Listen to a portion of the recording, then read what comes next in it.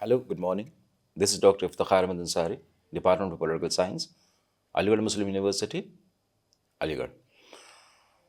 So, today in my presentation, I'll be talking about the sphere of activity. And in sphere of activity, today I'll discuss the welfare state, the concept of state which changed from minimal to welfare. So, what were the conditions responsible for the change? Plus, how it changed, who were the main exponents of this welfare state, the concept of welfare state, and later on talking about the sphere of activity into which the state was allowed or expected by these exponents to extend its activities from negative, that is minimal, to the welfare. So, to starting off, we find that during 18th and 19th centuries, the rising capitalist class, it supported the idea of negative liberalism, and this capitalist class opposed the interference of state in the economic affairs of society in order to have a free development of capital economy. Now, free trade, free contract, free enterprise were the economic requirements of the free development of capitalism at that time. Now, since state power was not there in the hands of capitalist class at that time, they always doubted the authority of the state and its interference in trade, industries, and economy, and it was regarded as hindrance in economic development. But after industrial revolution from 1760 to 1830, the liberal thinking with regard to state and its functions underwent a change. So negative liberalism talking about minimal state was replaced by the positive liberalism talking about the welfare state.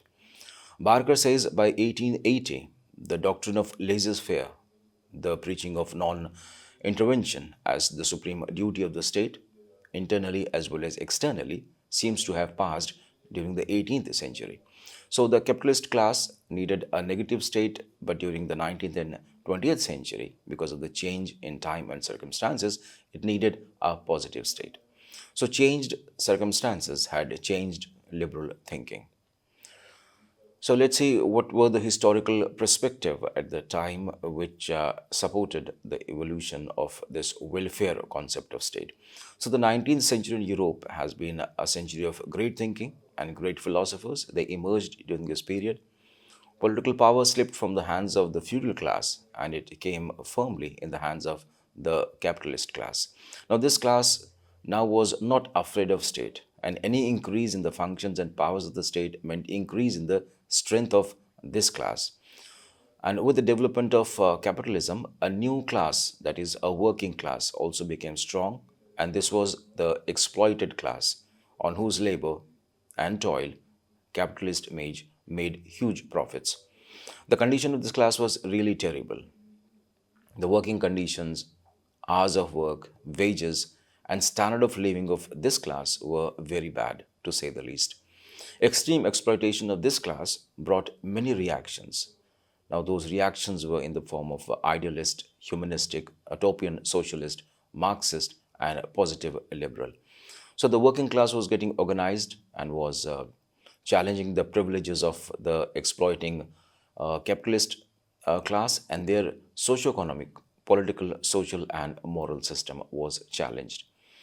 The idealist reaction to the negative liberal or individualistic theory of minimal state, it maintained that state is not an artificial thing, but it is, as Hegel said, it's a march of God on earth.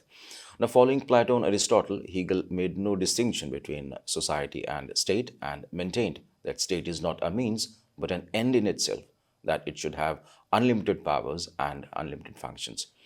Now, humanistic reaction to negative liberalism was due to practical consequences of capitalism, that is, the poverty, inhuman condition, unbearable exploitation, illiteracy, misery among the majority of population. Now, it disturbed liberal writers like Carlyle, Ruskin Bond, Charles Dickens, Sothely, Ireland. They attacked the capitalist order on moral and aesthetic grounds rather than on philosophical grounds. Now, Carlyle, he ridiculed it by calling it an anarchy plus a constable. Now, they demanded a more positive role of the state uh, in the affairs of the state concerning the whole society. The utopian reaction to this negative minimal state, it came forward with a critique of capitalism and pointed out the injustice inherent in it. Now, these utopian socialists, Saint Simon and Charles Fourier, they appeal to the conscience to accommodate the masses and remove their sufferings. And another exponent, Robert Owen, on rational ground, he was asking the capitalist to retreat and do something for the masses who are being exploited. So they demanded, or rather requested, these capitalist majority class to work in favor of the working population who were more in number. Then we find Marxian reaction. Karl Marx, he reacted to that industrial revolution and its exploits, and it came in the form of challenge to the total disorder or total order of the capitalism, and finally uh, eliminating the capitalist state itself. So Marx was not addressing the capitalist class here, but was suggesting some reforms or suggesting some reforms in capitalist social order or political order. On the contrary, the Marxism emerged as a scientific world outlook of the working class and its revolutionary message to the working class. And that message was, let the ruling classes tremble at a communist revolution. So the proletariats or proletarians, the working class, have nothing to lose but their chains, and they have a world to win.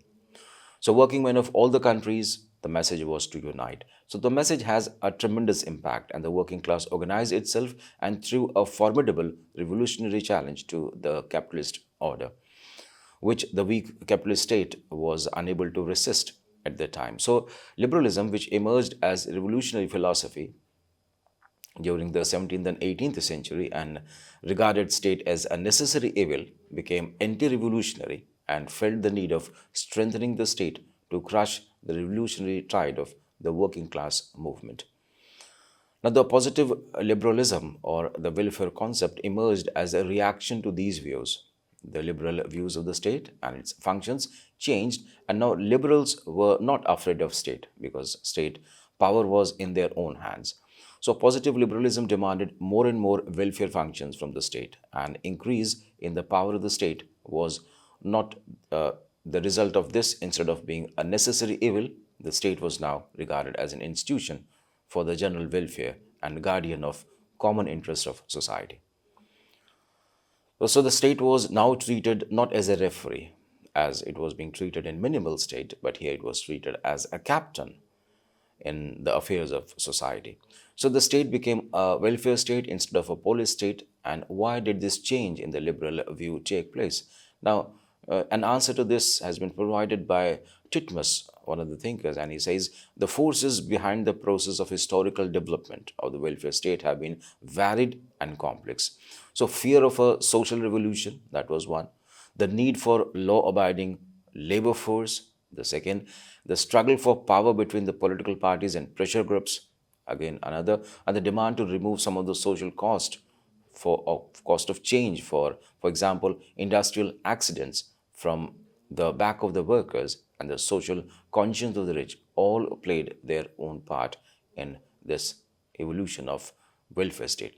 So apart from these causes, the revolutionary movement of the working class, the complexity of socio-economic class, the complexity and other complexities, and the need of a strong agency to bring some kind of an equilibrium in the crisis-ridden capitalist society, and the grant of economic rights in the form of democratic rights and adult franchise to the general public, which was considered to help them win them over to their side, also contributed to it. So various thinkers, Mill, Green, Hobhouse, Lindsay, Tawney, Cole, Barker, Lasky, McIver, they gave the philosophy of positive state, the welfare state, by clarifying the positive functions of the state. So talking about welfare state, the theory of positive liberalism is called, and it is also called theory of industrial state at times. It's a revisionist or reformist liberalism. So the main feature of this theory of the state function is that it entrusts various social, economic, moral, and cultural functions to the state. So the state is not regarded merely as a necessary evil, but it is assumed that the state can perform various functions of social welfare, and it can bring a kind of equilibrium and can satisfy socio-economic demands of general masses. However, one thing may be made clear at the outset: the change in the liberal view of the functions of the state does not imply that the nature of liberalism has changed or that it has become radical. Liberalism, or philosophical radicalism, as Burroughs Dunham calls it was radical only towards the gentry. Towards the masses, it was philosophical. So the change in the liberal outlook was mainly due to the demand of the changing times. Uh, the nature of liberal philosophy is no more revolutionary once it was against the feudalism or feudal lords. So once a radical, even revolutionary creed, all that is now left to liberalism is a sort of piecemeal tinkering that was being done and muddling through with Popper, what Karl Popper advocates. Now, the views of various supporters of positive liberalism will be discussed to clarify what exactly they meant by welfare state. Now, here we are going to talk about the views of J.S. Mill, John Stuart Mill, and he was the one who rejected the negative notion of the state and rejected the view that the state has originated because of the self-interest of man. And he maintained that state is something positive and it has originated because of human will. So Mill supported the economic and social functions of state. Non-interference of state in economic affairs was opposed by Mill, and he strongly pleaded for interference of state in many spheres. Now, he was an individualistic thinker as well, and in the discussion with the minimal state, we talked about J.S. Mill when, as an individual's right, he wanted non-interference of state, and he supported the minimal state. And here, when it comes to the welfare, he was talking also about the welfare state. So he was a kind who was in transition. We have both the qualities. One side, he was supporting the minimal state. At another level, he also wanted state to do more work for the masses. So Mill has divided the functions of the state mainly into two categories. One, he says, is creative, and other is prohibitive. So among the creative functions of the state, Mill includes the functions of creating a free atmosphere in society in which each individual may search for truth, and facilities for character formation are provided, an increase in experience, free play of opinion, peace, pleasure may be there. So among the prohibitive functions, Mill wants that the state must interfere at the time of social disorder or any kind of anarchy or lawlessness. So earlier, Mill was an absolute individualist like Bentham, but in his book Representative Government, the assigned socio-economic and cultural functions to the state, he maintained the state came into existence for the individual and social well-being and not due to any contract. So he emphasized two aspects of human personality. One is personal and other is social. So in personal, he was supporter of minimalist state, whereas in the sphere of society or social, he wanted state to have a welfare kind of an activity or function. So the state has to facilitate the intellectual and moral development of the individual and has to perform the functions of social welfare as well.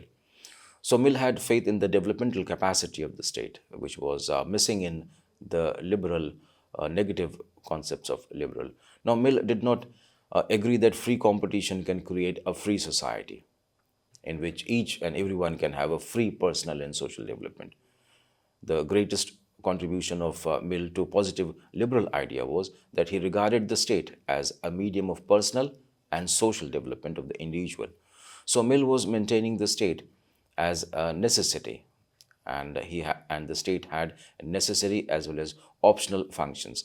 So among necessary functions, he included all those functions which were supported by negative liberals. Among the optional functions, he included welfare functions of the state. So he supported the concept of mixed economy, in which public and private sectors worked together and operated side by side. So he makes, and further he says that there might be a national bank or a government manufactory or without any monopoly against the private banks and manufacturers. So there might be a post office without penalty against any conveyance of letter by any other means. So there may be a crop of government engineers for civil purposes, while the professionals of a civil engineer is uh, free to be adopted by anyone and everyone. So there may be a public hospital without any restriction upon private medical or surgical practice. So he was talking about the juxtaposition, that is side by side existence of both public and private.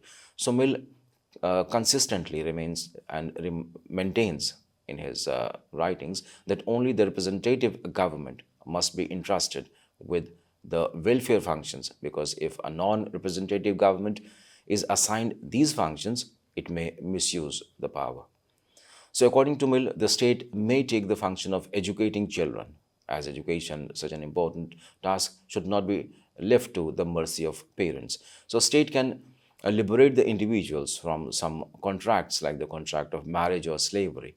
And the reason for it is that many a time parties to the contract do not fully understand the social implications of the contracts. So, thus, Mill does not believe in free contracts and allows state interference in this sphere. State should control monopolies. Now, Mill demands that state must check the exploitation of workers, control the working hours and working conditions, and lay down the general rules governing minimum wages and workmen's compensation in case of injury or accident. So, he also assigns the functions of maintaining public health and security to the state. He regards the state as a mutual insurance company with functions for the well-being of all. Now, in brief, if we try to summarize the main views of what Mill was saying or stating, he says that state has not originated because of any selfish interest of individual. It is the product of human will. And then he says state is not a necessary evil, it is an agency of social welfare, and it creates an atmosphere in which individual can develop their personality. And then society cannot be governed peacefully by the laws of free competition, free contract, and free exchange. And further, he says the state can perform economic functions like control of monopolies, working hours, and working conditions of workers. Then public health, public security, public education are important functions of the state. So the state must encourage scientific research. Apart from these functions, Mill supported the functions assigned by negative liberals to the state in the form of compulsory functions. Now, with that, we move on to the next exponent of welfare state, and that is T.H. Green, Thomas Green. So his views were basically expressed in the form of welfare state exponent. So T.H. Green gave a new turn to the philosophy of liberalism by demolishing the kind of a wall between the individual and society which had come because of the minimal concept of state. So self-interest and social interest, which was the greatest logical weakness of liberal philosophy, he gave a boost to the liberal theory when it was crumbling. So Maxey writes, saying that confronted by the advancing ranks of Hegelian totalism and utilitarian hedonism and Marxian socialism and Spencerian individualism, liberalism stood helpless and confused. Green restored liberalism to respectable standing in the category of political faith and gave it a working theory that enabled him to fashion anew as a positive political principle. So, harmony in the individual self interest and social interest was the main theme on which Green worked. So, he maintained that for the development of individual's personality, it is necessary that the individual should be active in social affairs. So, Green was influenced by the idealist philosophers like Plato, Kant, Fichte, and Hegel.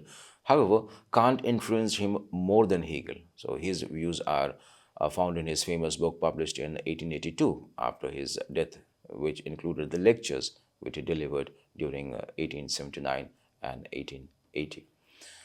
Now, Mill, I beg your pardon, talking about the function of the state, what Mill had said, Mill gave some inkling of positive function of the state. But Green pulled out liberalism from the domain of pure individualism and provided it with solid ethical foundations. So Green emphasized the moral aspect of man, society, and the state. And on this moral basis, he supported the social welfare functions of the state. He is the founder of welfare state on moral basis. And according to him, the need of the welfare state was ethical rather than economic. So Green maintains that will, not force, is the basis of the state. But Green, unlike Hegel, does not regard state as an end. He regards the state as a means of social upliftment of man. And Green gives importance to consciousness of the self and maintains that essence of human life is self-development and social development. So without any social welfare, there cannot be any development of human personality. So he insists on social, ethical, and developmental aspect of human personality. So explaining the need of the state, he maintains that human consciousness postulates liberty. Liberty involves rights, and rights demand the state. So in his view, he associates state with liberty and rights and supports a positive concept of liberty. So human consciousness and human will need the state. So about the function of the state, Green clearly maintains that the function of state is to remove the hindrances. And what are those hindrances which come in the way of development of human personality? So state thus is assigned a moral functions. State itself is not the highest morality. It's not an end in itself, but merely a means to an end. That is, a means to the end of social and personal development of man. So state is moral institution. It has moral functions to perform, and it has moral duty as well. So Green says the state is an institution for the promotion of common good. The state can merely establish the external conditions requirement for the inner development of man. So these external conditions can be created by removing the hindrances to the development of human personality. And he further says an idea of social good is represented by or realized in the formation of states. So Green regards maintenance of the rights of individual as the most important function of the state. And in this regard, Green further says that the ignorance, lack of education, and poverty are the hindrances that he was talking about. The ignorance, lack of education, and poverty. So these are the hindrances for moral development of human personality. And it is the function of state to remove all these hindrances and establish the external conditions required for the development of human. So personality through which the common good can be realized, like good health, education, residence, working conditions, are the requirement for the moral development of human personality. And it is the function of the state to make these available to individuals. So Green pleads that if the state does not perform these welfare functions, then disobedience to the state is the duty of citizens. So state is an agency of common and positive good, and it has to perform the functions of serving the common good. So all these are the positive functions of the state, because in order to remove ignorance, the state must provide good and free education, and in order to remove poverty, the state must improve the economic conditions of the society at large. So thus Green supports a positive welfare state on moral grounds. So by moral argument in favor of state and by assigning moral and social welfare functions to the state, Green provided and then dishonorable capitalist state, which was dishonored because of his minimalist outlook and the exploitation of masses that it has resulted in, with some kind of an honorable mask in his concept of moral welfare state. So in brief, we can present the Green's views on the function of state as the function of the state is to remove the hindrances of development of human personality and maintain the required for the inner development of human personality. Then poor education or poverty, ignorance, and bad working conditions are again hindrances to the moral and intellectual development of human personality, and state must remove these hindrances by positive welfare functions. So the function of the state is to look after the common interest of society. So the basis of state is neither force nor contract nor any other kind of a agreement, but a human will. So the state is not the highest morality in itself, but it is a necessary condition for moral development of man. Thus, Green laid down solid moral foundation of the welfare state, and these were further reinforced in the writings of Lasky and McIver during the 20th century, which we'll study and discuss in the next video. Now, to talk about the nature of welfare state that has been proposed by these two thinkers, J.S. Mill and Green, we find that the negative liberalism regards the state as a necessary evil, but this positive liberalism regards it as a necessity and not an evil.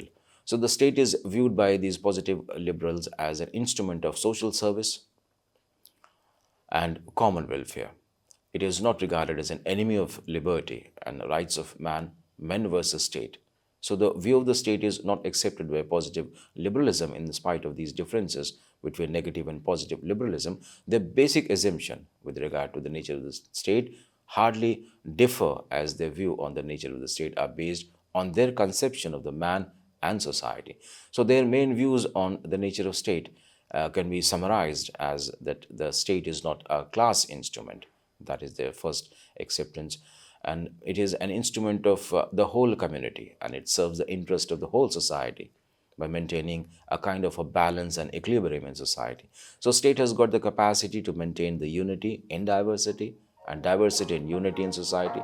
So there is no need to eliminate the classes from society, but only to balance between the interest of both the classes has to be maintained. And this can be done by the state. So class harmony rather than class struggle is the basic principle of society. Society can be healthy, it can be free when various socio-economic, cultural and moral interests, they coexist. So society is pluralistic, and because of the conflict of various interests, there is a need for some agency which may bring the unity and harmony in society. So the state is the agency for performing these functions and maintaining law and order and justice in society. Now, further on, welfare state concept talks about a society, and its features are that political power here remains in a democratic state, which is, it's not centralized, it's decentralized. And many other associations are also there, which take the responsibility in the development of humans, or the bringing about the welfare state in practice. And because of the democracy and the periodic elections, the members of all classes, they can influence political power. And Robert Dahl, he says, all the active and legitimate groups in the population can make themselves heard at some crucial stage in the process of decision making. And Miliband, he writes, saying, but most Western students of politics, they tend to start with the assumption that power in Western societies is competitive, fragmented, and diffused. Everybody, directly or through organized groups, has some power, and nobody has or can have too much of it. So in the societies, citizens enjoy universal suffrage, free and regular elections, representative institutions, effective citizen rights, including the right to free speech and association, and also a right to oppose. And both individuals and groups take ample advantage of their rights. So under the protection of law and independent judiciary and a free political culture. So these are some of the features which a society which is based on a welfare state come to acquire in a later stage. So state is needed to safeguard the common social, economic, cultural and moral political interest of society. Though negative liberalism only accepted the state as a necessary evil to maintain law and order, positive liberalism assigns various functions of social welfare to the state. So state is an impartial institution to serve the common interest of society as a whole, and the nature of capitalism has changed, and it has prevented liberal societies of the West, and which are post-capitalist society. So economic power is now enjoyed by capitalists, but has come into the hands of the managerial elites, and the central problem of politics no longer revolves in Lipset's word around the changes needed to modify or destroy capitalism and its institutions. So the central issue is rather the social and political condition of a bureaucratic society. Now, this view has been described by Miliband as down with Marx and up with Weber. So, state has become an industrial state, and it has penetrated into the economic system as a major partner. Various economic functions and industries have been taken over by the state in its hand. So in public sector, which is gaining in strength almost in all the countries, there is no need of a socialist revolution now. So thus ideas like post-liberal democratic theory and post-capitalist mixed economy are in vogue in welfare state.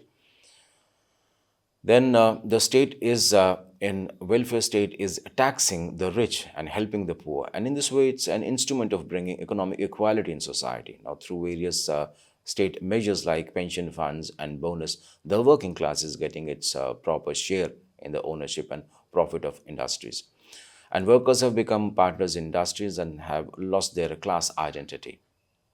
As Peter Ducker, he writes that if socialism is defended by the way Karl Marx did, as ownership of means of production by the workers, the USA has become a truly socialist country. Now, similarly, Daniel says if we judge by the measure outlined in a Communist Manifesto, then Great Britain and Scandinavians have almost completely realized the objective of proletarian revolution. Thus, that is the extent of welfare state, and thus the view of the nature of the state maintains that state can bring the liberal equilibrium by uplifting the poor and controlling the rich class. So, by altering some of its form, by mitigating some of its worst manifestations through a patchwork of welfare measures, so welfare state, to some extent, if we say, it has only smoothened over the class antagonism. It has prevented the class struggle from assuming the sharper revolutionary form, and thus ensured a better functioning of the existing economic social system. So a strengthening of the basic institution of capitalism, that is what it has done. So it has acted, as John Seville says, as a shock absorber, and thereby contributed not to any transformation but only to continuous survival of essentially, opinions may differ, as essentially unjust and irrational capitalist social order. So that is what I wanted to present on welfare state in the first part of my video, and in this we have found how the extension of the state activity in social aspect of individual society, as supported by J.S. Mill and Green on moral ground and economic ground. So we find that the welfare state has stood on a ground where it has somehow stopped the antagonism between the classes and their struggles to come to fore and challenge the capitalist state, that is the welfare state of liberalism. So with that, I end. See you soon in my next video. Thank you for watching. Thank you.